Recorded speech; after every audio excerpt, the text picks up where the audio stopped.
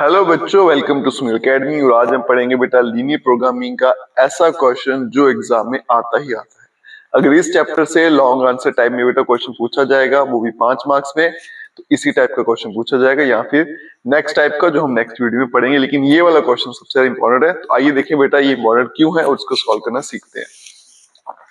Question number 7 है, minimise भी करना है मैक्सिमाइज करना है, कोई परेशानी नहीं। 3 इक्वेशन दे रखी है, ग्राफ प्लॉट करेंगे, फिर मैक्सिमम मिनिमम वैल्यू निकालेंगे। आपकी बाउंडेड क्या है वो देखेंगे। पहले तो बेटा 3 इक्वेशन है, ये मैं एक एक करके यहां लिख देता हूं। नंबर 1,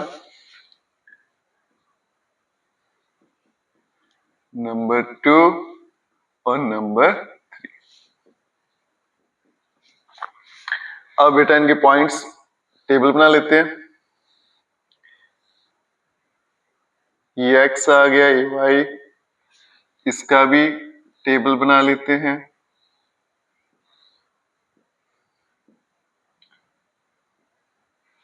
और इसका भी बना लेते हैं।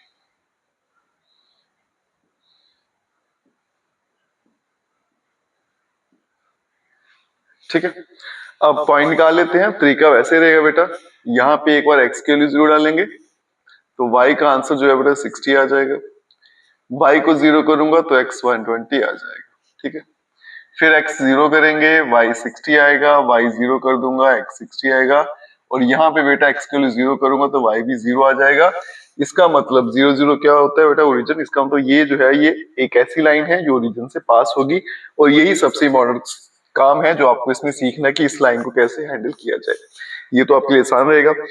एक और पॉइंट ले लेते हैं बेटा, नंबर बड़े हैं तो पॉइंट भी बड़ा ले लेता हूँ। जैसे 100 ले लूंगा तो 50 आ जाएगा, 80 ले लेते हैं तो 40 आ जाएगा ना। x के वैल्यू में 80 ले लेता हूँ तो वहां जाएगा -80, तो यहाँ पे 40 आ जाएगा। ओके, तो एक 0 0 इसको याद रखिएगा। जब भी 0 0 आएगा थोड़ा अलर्ट हो जाना, इसका केस थोड़ा अलग हो जाएगा, वो अलग से सॉल्व करेंगे। इन दो को पहले सॉल्व करते हैं। फिर नेक्स्ट आता है बेटा ओरिजिन टेस्ट। ओरिजिन टेस्ट क्या कहता है, x को भी 0 मान लीजिए और y को भी 0, जो भी इक्वेशन आपको दे रखी है। ठीक है, यहां भी लगा लेते हैं, x को भी 0 मान लेंगे, y को भी 0 सेकंड में। लेकिन यहां की बात करूं तो यहां पे ओरिजिन टेस्ट नहीं लगता, क्योंकि ये लाइन खुद ओरिजिन से पास कर रही है और यहाँ पे ओरिजिन टेस्ट फेल हो जाता है, और यही बच्चे गलती करते हैं। इस पे कौन सा टेस्ट लगेगा बेटा वो बाद में देखेंगे। फिलहाल इन दोनों को हम सिंप्लीफाई कर लेते हैं। ओरिजिन टेस्ट लगाऊंगा बेटा इस इक्वेशन में तो कुछ इस तरह से बनेगा, तो 120 बड़ा होता है, ट्रू लिख देंगे। यहां पे लगाएं अगर तो कुछ इस तरह से बनेगा, ये फॉल्स हो गया, और इसको अभी मैं रहने दूंगा। ठीक है, एक्स और वाई दोनों पॉजिटिव है, तो मतलब फर्स्ट क्वाड्रेंट में सारा का सारा बनाना है आपको। अब चलते हैं ग्राफ की तरफ।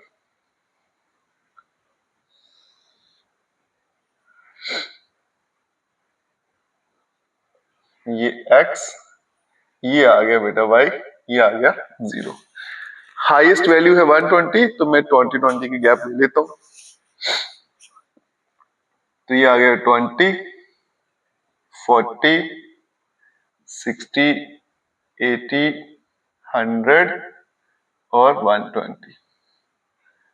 ये आ गया बेटा 20, यहाँ पे आ गया 40, 60, 80, 100 और 120। ठीक है, अब पॉइंट प्लॉट करेंगे। x 0 है तो y पे 60, तो ये आ गया बेटा y पे 60। ये पॉइंट फर्स्ट, साथ साथ में नाम भी देते जाएंगे। दूसरा पॉइंट कहता है x पे 120, तो यहां पे आ गया b पॉइंट 120, 0, और इन दोनों को मैं ज्वाइन कर देता हूं। फिर चलेंगे x 0, y 60, सेम यहाँ पे बनेगा। ये मेरा c पॉइंट भी यहाँ पे है, पॉइंट का नाम साथ साथ में देना है ताकि बाद में कोई कंफ्यूजन न रह जाए। d कहता है x पे 60, y पे 0, तो x पे 60 यहां आ गया और y पे 0 था, दोनों को ज्वाइन कर देते हैं। ठीक है, दोनों लाइंस मैंने यहाँ पे ड्रा कर दी। अब मुझे शेड करना है। एक ट्रू है दूसरा फॉल्स है बेटा। तो जब भी एक ट्रू है एक फॉल्स है तो दोनों के बीच वाला लाइन के बीच वाला एरिया वो शेड होगा। तो दोनों का कॉमन रीजन कौन सा होगा? वो ये वाला, दिस वन। ठीक है, तो ये आपका फिजिबल रीजन आ जाएगा। इनका काम हो गया सॉल्व। अब बारी है इसकी। अब इस पे ओरिजिन टेस्ट नहीं लगता, वो फेल हो जाएगा क्योंकि ये लाइन खुद ओरिजिन से पास करिए। पहले इसको ड्रॉ कर लेते हैं। पहला पॉइंट 0 0 मतलब ये हो गया x80 y40। x80 है y40 है, तो मुझे लगता है ये पॉइंट यहाँ कहीं पे आके सपोज कर लिए मिलेगा, तो ये लाइन कुछ इस तरह से जाएगी। अब इस पे ओरिजिन टेस्ट नहीं लगना, तो इस पे फिर क्या होगा बेटा? इसके लिए इसका सोल्यूशन क्या है? या तो इस लाइन से पॉइंट उठाना है या ऊपर वाली लाइन से पॉइंट उठाना है। अगर इस लाइन से मैं पॉइंट उठाता हूँ तो ये एक्स एक्सिस है, तो वाई वाला कोऑर्डिनेट क्या रहेगा? 0। यहां से उठाएंगे तो वाई एक्सिस है, तो एक्स वाला कोऑर्डिनेट 0। आपकी चॉइस है, तो मैं एक्स एक्सिस से ले लेता हूँ बेटा कोई भी पॉइंट 20, 0। इसको डालेंगे थर्ड इक्वेशन में। एक्स की वैल्यू 20 है, वाई 0, तो बन जाएगा 20 ग्रेटर देन इक्वल टू 0। फिर ट्रू फॉल्स देखेंगे तो ये तो ट्रू है, 20 बड़ा होता है। अगर ट्रू हो जाए तो जिस लाइन से पॉइंट उठाया था उस साइड शेड करना है। अगर फॉल्स होगा तो अपोजिट साइड। अब मैंने इस लाइन से पॉइंट उठाया था तो इसी साइड को शेड किया जाएगा, तो ये वाला एरिया शेड होगा। मैंने बाकी क्यों नहीं किया? क्योंकि मुझे क्या करना होता है? कॉमन रीजन लेना है। तो कॉमन रीजन दोनों का यहाँ पे था, तो इसका भी यहाँ पे आ रहा है। This is my feasible region. तो ये मेरा फिजिबल रीजन आपके सामने तैयार हो गया। बड़ा ही आसानी से बेटा, कोई सोचना नहीं पड़ा। अगर आप सारा शेड करोगे तो थोड़ा मुसीबत में फंस जाओगे। तो इसकी बाउंड्री देखिए, 1 2 3 4, 4 जगह कट कर रहा है, तो कॉर्नर पॉइंट 4 बनेंगे। ठीक है, तो पहले इसका टेबल बना लेते हैं।